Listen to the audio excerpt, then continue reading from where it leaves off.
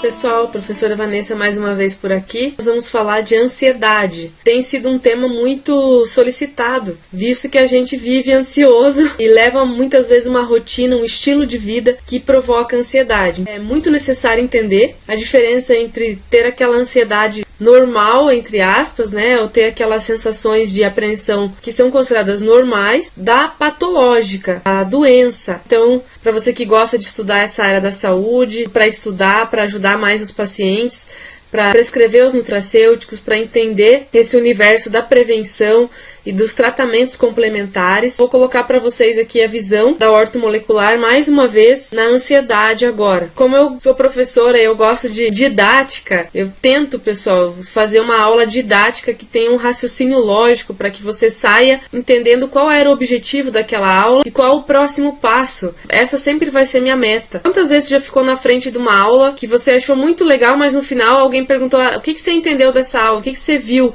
que você aprendeu nessa aula, e você não sabe dizer porque foi tanta coisa fora de ordem, virou uma bagunça na tua cabeça. Então a minha ideia é que você saiba exatamente o que você entendeu, qual o próximo passo. Então eu estou usando esses 3 livros, tá? Eu tenho alguns livros de orto, eu vivo comprando a minha vida, né? Adoro pra gente falar, vou usar esses livros aqui então pra gente escrever aula sobre ansiedade. Esse livro do meio que eu destaquei é o livro do professor Arthur Lemos, que é o meu grande mestre. Serei eternamente grata a ele por tudo que aprendi com ele. Ele escreveu esse livro esse ano, super atual, Psiquiatria, Evidências Biológicas e Tratamento Multi-Integrado, tá? Então ele vai falar N coisas muito boas da bioquímica, fisiologia e aos tratamentos com suplementos e com nutracêuticos. Ele fala dos fármacos também, mas com a visão de mostrar aonde existem as falhas ou qual é o objetivo do fármaco. Então é muito completo. O manual de ortomolecular do Efraim Olsever, que também é um dos pais aí da ortomolecular no Brasil, é excelente o manual dele também. E o livro de uma farmacêutica, que é a Karina Ruiz, tá? Nutracêuticos na Prática, o livro da esquerda aqui. É interessante que a visão dela é muito mais de trazer quais são os nutracêuticos que existem para determinadas patologias, escreve um pouco sobre os conceitos atuais das patologias e mostra os nutracêuticos com uma visão mais embasada em pesquisas. Veja que ela colocou ali terapias baseadas em evidências. Então ela fala dos nutracêuticos mostrando as evidências. 3 livros, na minha opinião, eles se completam. Procurei tirar o melhor de cada um aqui para vocês. Sem mais delongas, vou mostrar aqui como vai ser a nossa semana. O nosso raciocínio vai ser o seguinte: nós vamos entender a ansiedade, quais são os conceitos, as principais patologias dentro da ansiedade e as bases biológicas. E nessa primeira aula a gente vai falar sobre o eixo hipotálamo-pituitária-adrenal, ou também conhecido como o eixo hipotálamo-hipófise-adrenal, né? Que pituitária e hipófise são a mesma coisa. Para a gente poder entender aonde estão os problemas, não adianta você querer tratar ou prescrever coisas para os pacientes sem você entender qual é a base biológica, qual é a bioquímica da doença e qual é a fisiopatologia. A pessoa que acerta tratamentos, que consegue realmente ajudar o paciente, é a pessoa que entende a base da doença, para realmente escolher para aquele perfil de paciente qual é o melhor nutracêutico, qual é a melhor substância. E na farmacologia a mesma coisa. O melhor profissional é aquele que entende as bases da doença para escolher o melhor fármaco. Por isso, eu sempre faço esse raciocínio com vocês. Vou pegar todos os temas que a gente estudou até agora, eu sempre mostro o conceito, quais são as bases e depois eu falo dos tratamentos, tá? Então, a segunda aula da semana, a gente vai falar das ansiedades, quais são os neurotransmissores envolvidos, vamos falar do GABA, da serotonina, da noradrenalina, da dopamina, qual é o envolvimento delas na ansiedade. E por último, nós vamos falar finalmente do uso dos nutracêuticos e dos fitoterápicos para tratar a ansiedade. Então vamos lá. Primeiro aqui então caracterizando o que é a ansiedade. É um estado de medo anormal, excessivo, com respostas exacerbadas ou exageradas, ocorre de maneira antecipatória e sem causa aparente, diferente da resposta ao medo normal, que é onde a gente tem aquela ansiedade quando a gente vai apresentar alguma coisa, quando a gente vai fazer uma prova, quando a gente tem alguma coisa para demonstrar diante de alguma plateia. Tudo isso traz ansiedade. Quando a gente tem um problema para resolver na família, alguma coisa no trabalho que tem que estar pendente, que precisa ser resolvido. Isso são situações que que causam ansiedade, e é uma ansiedade normal do ser humano de sentir, porque ele está sendo colocado sob alguma situação, existe uma justificativa. Quando a gente considera patológico, é quando não existe uma justificativa, tá? Ele vai falar aqui, ó, né? É uma resposta exagerada, de alerta. A gente não dorme, a gente, por exemplo, o paciente que tem ansiedade, ele está fazendo alguma coisa no trabalho, de repente o coração dele dispara, ele não sabe exatamente por quê. Ele começa a suar, ele começa a ter sensação de calafrio até, pode elevar a pressão arterial, tá? Então é um exagero, é uma doença que promove então o prejuízo na vida social e na vida profissional. Porque muitas vezes a pessoa ela começa a ter ansiedade em público, ela não se sente bem onde tem muita gente, então ela não quer mais sair, pode atrapalhar o trabalho, né? De repente desenvolver a síndrome do pânico, tá? Então nós vamos falar quais são os distúrbios de ansiedade mais comuns. Então, o principal aqui é o transtorno de ansiedade generalizada, que é um estado constante, como eu falei, né? Diferente de você ter uma ansiedade por alguma justificativa. Vou apresentar um trabalho, vou falar em público. Assim que você termina aquele processo, você volta ao normal e leva a sua vida normalmente. Na ansiedade não é assim. Existe um estado constante de ansiedade.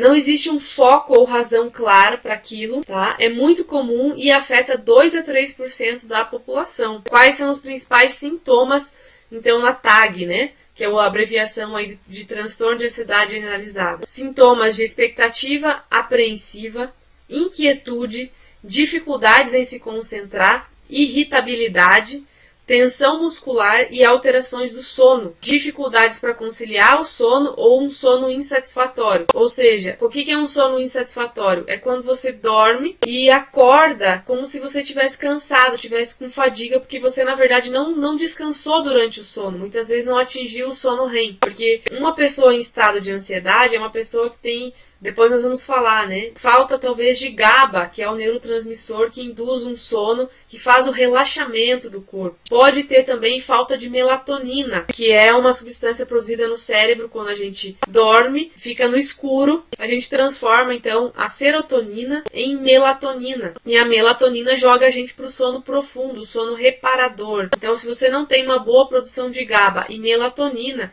o teu sono não é bom. Por isso que muitas vezes a ansiedade e a insônia andam juntas. Então, os sintomas devem ser clinicamente significativos para que haja o diagnóstico.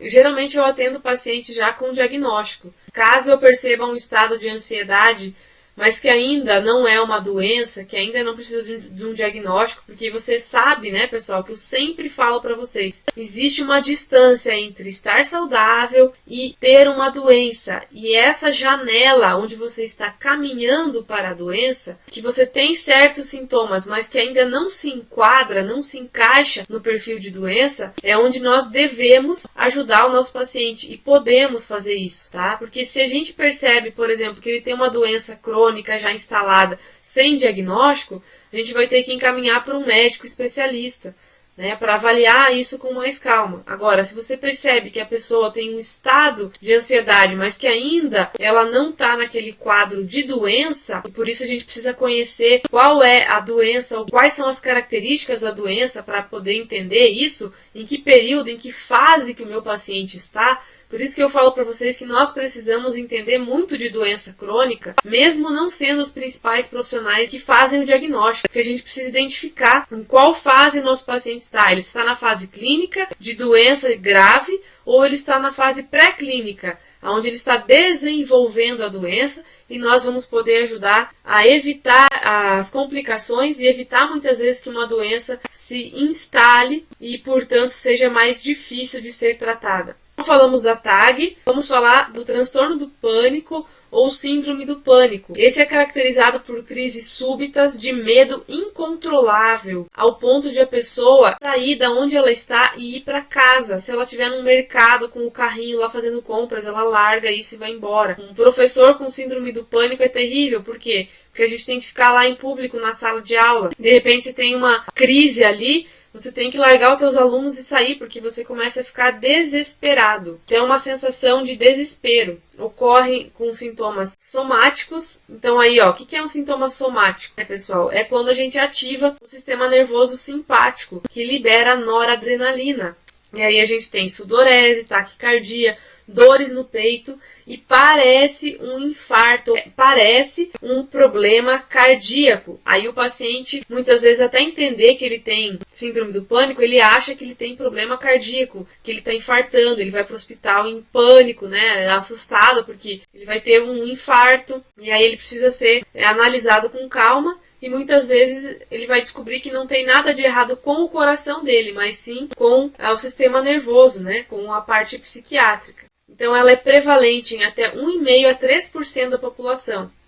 Letra C aqui, fobias. Então, podem existir pessoas que tenham fobias específicas para certas coisas. Então, o que é uma fobia? É um medo intenso de objetos ou situações específicas. A fobia social, por exemplo, é bastante comum em 1 a 2% da população e é limitante, né? Com frequência não é corretamente diagnosticada também e nem tratada. Então, as fobias, a gente pode ter claustrofobia, né, fobia de ficar em ambiente fechado, agorafobia ou agorafobia, que é a fobia de você ter que falar em público, ficar em público, sendo exposto, né? Caracteriza-se, então, as fobias, elas se caracterizam por um medo intenso e persistente de alguma situação social, tá? Ou de situações em que o desempenho possa ser alvo de atenção ou avaliação. Por exemplo, você vai fazer uma prova e vai ter muita gente assistindo, você vai participar de um campeonato de esporte, né? E tá todo mundo ali assistindo, vai fazer uma prova de direção para tirar a carteira de motorista, né? Então, isso pode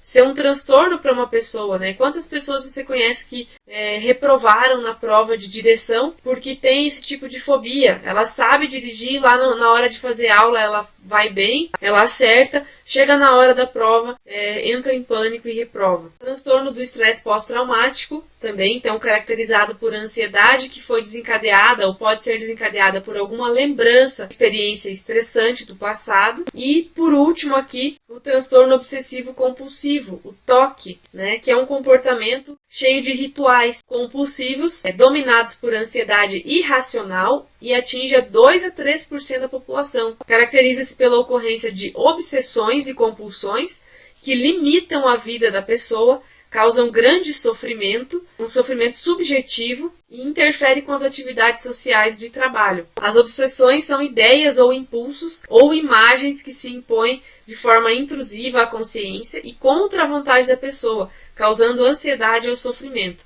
Então, aquela pessoa que ela tem que lavar as mãos várias vezes. A outra pessoa ela pode ter que olhar mais de 10 vezes se ela trancou a porta antes de dormir. Então são coisas que são extremamente desgastantes também. Pode ser mais grave ou menos grave. Então vamos lá. Quais são os fatores de risco para transtornos de ansiedade? Olha só, esses transtornos eles têm um grande peso genético. Estudos genéticos de transtornos pediátricos revelam estimativas de herdabilidade, né, de 20 a 65% dos casos. Outros fatores como trauma na primeira infância e convivência com pais ansiosos também podem contribuir, né? De repente a criança foi submetida a um estresse numa apresentação em público, depois ela fica ansiosa toda vez que ela tem que falar em público ou fazer algo em público. As mulheres são mais afetadas, desconforto com novas situações e ambientes também podem contribuir. A média de início do transtorno generalizado, por exemplo, é aos 30 anos. Então não é uma coisa nem de gente muito nova, mas também não é só idosos que vão desenvolver. É na faixa de idade média. Quais são as consequências? Será que é perigoso eu viver nesse estado de alerta? Será que vai me prejudicar ou vai trazer maiores problemas? Então, quais são as consequências? Todos os transtornos têm altas taxas de comorbidade, como depressão, transtorno bipolar, abuso de álcool e drogas, e contribuem também para morbidade e mortalidade por meio de mecanismos neuroendócrinos e neuroimunes. Por exemplo, arritmia, hipertensão, facilidade, pessoal, que não coloquei aqui, mas de desenvolver, podem contribuir para desenvolver doenças autoimunes. Então, olha só a frase do final aqui. Ansiedade crônica pode estar associada a aumento do risco de morbidade e mortalidade cardiovascular, ou seja, contribuir para a morte ou para prejudicar o sistema cardiovascular. Beleza? Então a gente já sabe quais são os tipos que mais predominam, qual é a causa, os fatores de risco, qual é a consequência, então a gente sabe que é necessário tratar. Agora nós vamos falar das bases biológicas, então o que acontece no nosso organismo bioquimicamente e fisiologicamente que levam a essa sensação de ansiedade ou que pioram, né, a sensação de ansiedade. Olha os neurotransmissores que estão envolvidos. Então a gente tem a NOR,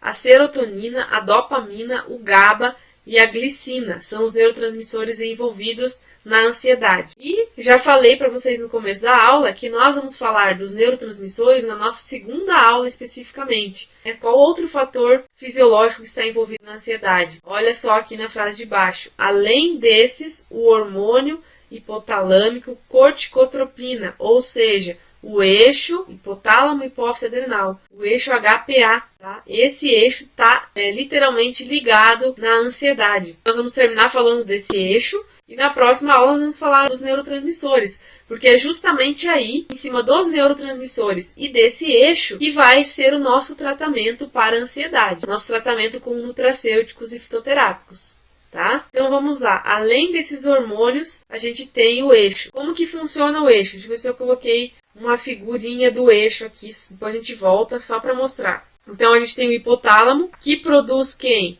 Olha aí, quem que o hipotálamo produz? CRH, né? Corticotropina, que faz o quê? Comunicação com a hipófise ou pituitária, avisa, liga a hipófise para que ela libere o ACTH, que é o adrenocorticotrófico, né? O hormônio adrenocorticotrófico. E esse hormônio, por final, vai ligar-se lá na adrenal, que é na glândula suprarrenal, ali em cima do rim, aonde está armazenado quem? O cortisol, e vai promover a liberação do cortisol. Então tá aqui na figurinha, né, o eixo que é afetado, tá?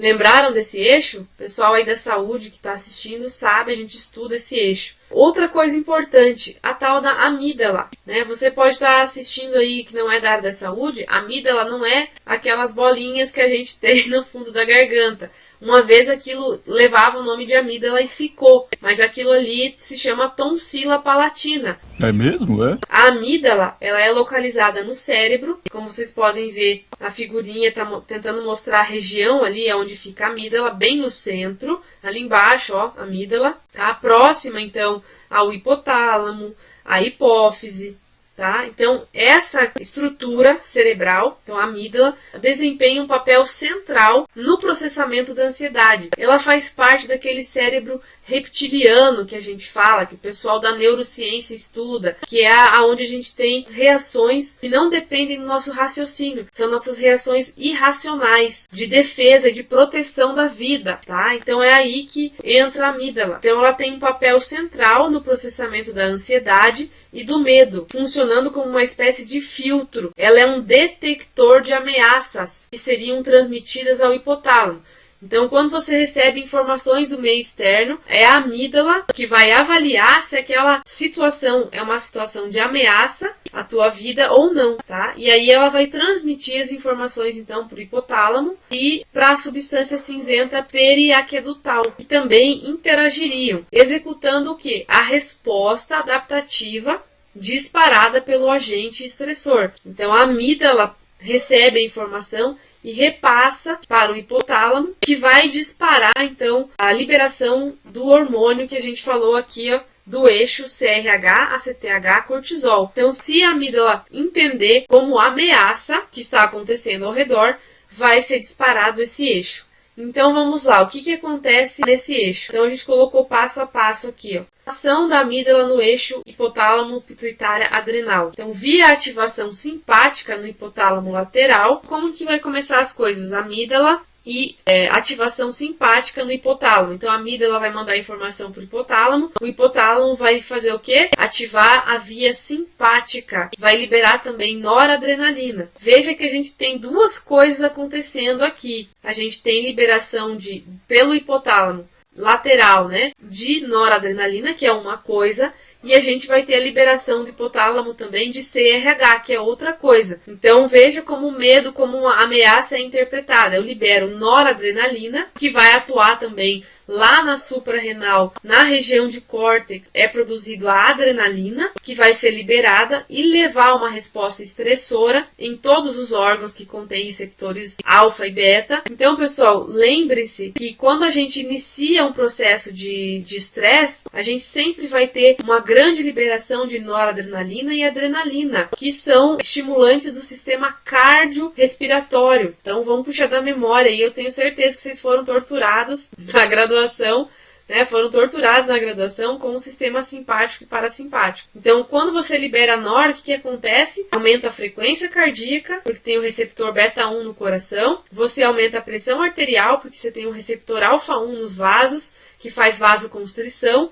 E essas duas coisas levam à pressão e você prepara o teu corpo, então, para luta e para fuga. Esse é o papel do sistema nervoso simpático. E a segunda via aqui que a gente está falando hoje é a liberação do CRH pelo hipotálamo também, né? Ele vai liberar, daí a outra região do hipotálamo é o núcleo paraventricular do hipotálamo, que vai estimular a hipófise ou pituitária, que vai liberar o ACTH e que vai chegar lá através da corrente sanguínea na suprarrenal, na região do cortisol, e vai promover então a liberação do cortisol. Então veja só, o que vai acontecer, em que tem a ver o cortisol? O cortisol, pessoal, ele é um hormônio que ele faz parte do nosso ciclo circadiano. A gente tem o cortisol, quando ele está normal, quando você não tem ansiedade, ele começa a aumentar pela manhã para que você possa acordar e ter energia para fazer as suas atividades diárias. Ele aumenta a tua glicemia, para que você tenha aí energia para os órgãos que vão precisar se mexer, né? Os músculos,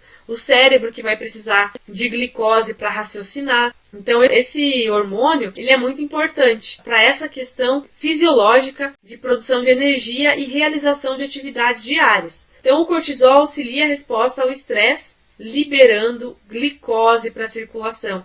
Ou seja, quando você precisa lutar ou fugir, você precisa de energia. Então, digamos que você esteja com o eixo do cortisol muito ligado, muito hiperativo, como é o caso da ansiedade. O que vai acontecer com a glicemia? Vai aumentar. Então, você vai pegar o paciente e pedir para ele fazer glicose de jejum, a glicose dele vai estar alterada. Pode não ser ainda em níveis de diabetes, mas pode estar naquele nível de pré-diabetes, tá? O que mais que acontece? Atenua a resposta imune e inflamatória. Ou seja, o cortisol, ele é um hormônio que ele diminui, ele é imunossupressor, para que você fique mais resistente à dor, porque você vai precisar lutar ou fugir. Então você tem que ficar mais resistente. Então eu tenho que abafar a tua resposta imunológica e inflamatória. No indivíduo saudável, o cortisol liberado, né, para uma pronta resposta adaptativa por mecanismo de feedback. O que está falando nessa frase? Vamos resumir. Se você tem um organismo normal, você precisou do cortisol, ele vai ser liberado, vai fazer o papel dele, você vai acordar, vai ter energia, e depois, quando ele aumentar na corrente sanguínea, o que ele vai fazer? Por feedback, ele vai desligar a hipófise. Ele vai passar pela hipófise, a hipófise vai pensar, já tem cortisol suficiente, eu vou parar de liberar o ACTH.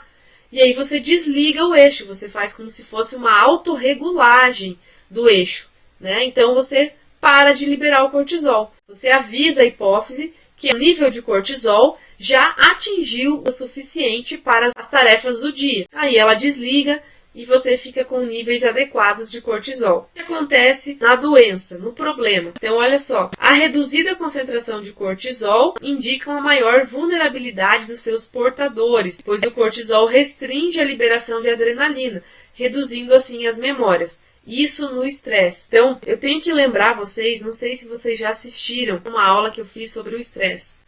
Quem não assistiu, é bom você assistir essa semana, ela está aqui no canal também. Tá? Provavelmente está aparecendo aí o link, ou vou deixar o link para vocês abaixo, porque nessa aula eu explico as fases do estresse e eu falo que inicialmente nós temos quem? Adrenalina e noradrenalina sendo liberadas e o cortisol começa a ficar aumentado quando eu tenho fases iniciais do estresse. Depois de um tempo, na fase 2 para 3 do estresse, o cortisol entra em queda, porque você ficou muito tempo com o eixo do cortisol ativado e ele começa, é como se o teu adrenal não conseguisse sintetizar cortisol na velocidade que você utiliza. Entende? Você está utilizando demais o cortisol, porque você está se mantendo em períodos prolongados de estresse, e o teu corpo não deu conta, não conseguiu fazer a síntese acompanhar essa demanda, esse consumo. Então existe a queda do cortisol. Então a reduzida concentração do cortisol, né, indica uma maior vulnerabilidade dos seus portadores ou de quem está passando por isso, porque o cortisol restringe a liberação de adrenalina. E aí vai reduzir as memórias traumáticas. Então a ideia de você ligar isso num trauma é você reduzir as memórias traumáticas. Por isso você pergunta para uma pessoa que passou por um estresse muito grande, o que aconteceu lá naquela hora? Eu não me lembro, eu não me recordo. Tem pessoas que sofreram abusos, que elas só vão lembrar que foram abusadas lá depois fazendo terapia, pessoal. Então o eixo hipotálamo pituitária adrenal encontra-se alterado no paciente que tem ansiedade, alterado nas seguintes doenças. Eu coloquei aqui para vocês. Depressão, como que vai estar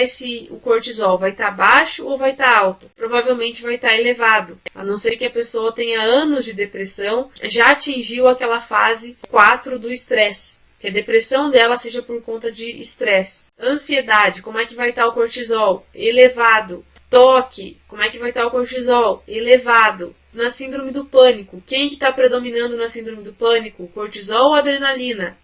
Adrenalina, então ele vai estar inalterado. Transtornos de estresse pós-traumático, como é que vai estar o cortisol? Reduzido, por quê? Para tentar minimizar as memórias, como a gente acabou de ler aqui no último parágrafo, que está em roxinho aqui. Então você já pode também dosar o cortisol do paciente de ansiedade para ver em que pé que está a situação dele. Então olha lá, vamos falar de triagem aqui. Como que eu faço uma triagem? Quais as perguntas que eu posso fazer para ver se o meu paciente está desenvolvendo? Lembra que a gente falou da questão de descobrir se ele está na fase pré-clínica ou na fase clínica? Então eu faço perguntas de triagem. Vou perguntar para ele, durante as 2 últimas semanas, o quanto você tem sido incomodado pelos seguintes problemas: sentir-se nervoso, ansioso, assustado, preocupado ou no limite. O quanto você se sente em pânico ou está com medo. E o quanto você evita as situações que te deixam ansioso, não quer mais sair de casa, quer ficar paradinho lá, quietinho. Tá? Então são perguntas gerais que podem indicar que esse paciente está realmente com algum grau de ansiedade, tá? Ou ele está caminhando aí, ou já está num grau elevado, né? É você que vai avaliar. Além do eixo, então, hipotálamo, pituitário, adrenal, é necessário entender os neurotransmissores da ansiedade. Então, quais são os neurotransmissores? Serotonina, dopamina, GABA e glicina. Então, a nossa próxima aula, nós vamos falar desses neurotransmissores, mas já fica o alerta ligado aqui, que nós vamos tratar o eixo hipotálamo-hipófise através de plantas e também de nutracêuticos. Nós vamos fazer uma modulação nesse eixo, tá? E a palavra modulação faz toda a diferença, porque modular não significa nem colocar uma substância agonista ou antagonista, significa regular o eixo, tá? Então, um dos pontos do nosso tratamento para ansiedade vai ser regular o eixo hipotálamo, pituitária, adrenal. O nosso outro ponto de tratamento vai ser regular neurotransmissores, ok? Um abraço, pessoal! Olá, espero que você tenha gostado dessa aula e eu estou aqui para te fazer um convite. Se você se interessou em entender como funcionam os tratamentos ortomoleculares, você pode dar continuidade nesse curso acessando o portal VIP da Ortomolecular. Lá nós vamos falar não só da ansiedade, nós vamos falar também da depressão e de outros transtornos de humor, desde os conceitos da regulação bioquímica do corpo e principalmente dos tratamentos com nutracêuticos e fitoterápicos que podem resolver os problemas dos nossos pacientes. Então eu faço esse convite, conheça o portal, te espero lá.